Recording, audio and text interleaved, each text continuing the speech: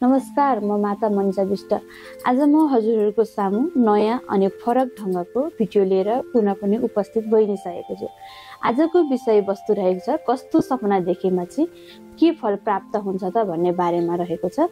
र हजुरहरूले दैनिक जीवनमा आफूलाई उडेको सपना देख्नुहुन्छ भने सपनामा आफू उडिरहेको छु, किन उडिरहे, बारम्बार यस्तो सपनाहरू किन देखिरहेको छु भन्ने लाग्छ भने यो समस्याबाट चाहिँ छुटकारा पाउँदै हुनुहुन्छ भन्ने खालको सङ्केत हो।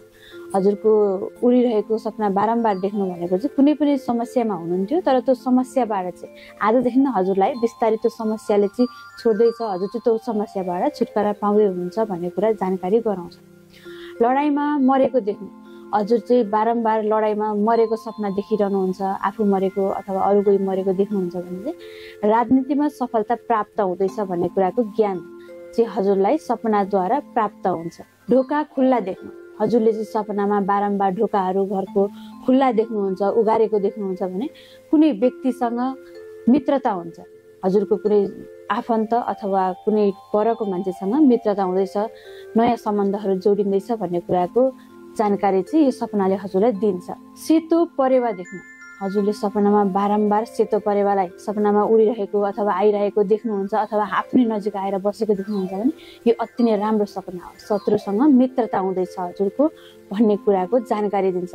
नयाँ सम्बन्धहरू फेरि जोडिँदैछन् भन्ने कुराको जानकारी दिन्छ र यो एकदमै राम्रो हो।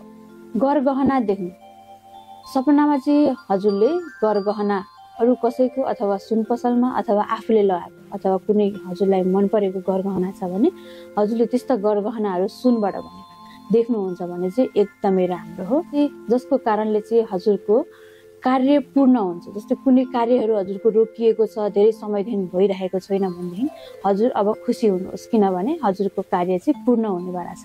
गोबर देख्नु, हजुरले चाहिँ पशुपालन गर्नुहुन्छ अथवा पशु सम्बन्धी कुनै पनि व्यवसाय गर्दै हुनुहुन्छ भने चाहिँ हजुरलाई चाहिँ हजुरले सपनामा गोबर देखेको चाहिँ एकदमै राम्रो हो, उत्तम हो, किनभने हजुरको पशु सम्बन्धी व्यवसाय चाहिँ एकदमै फस्टाएर जानेछ, हजुरलाई चाहिँ उन्नतिको बाटोतर्फ दौड्याउँदैछ भन्ने कुराको जानकारी दिन्छ यो सपनाबाट।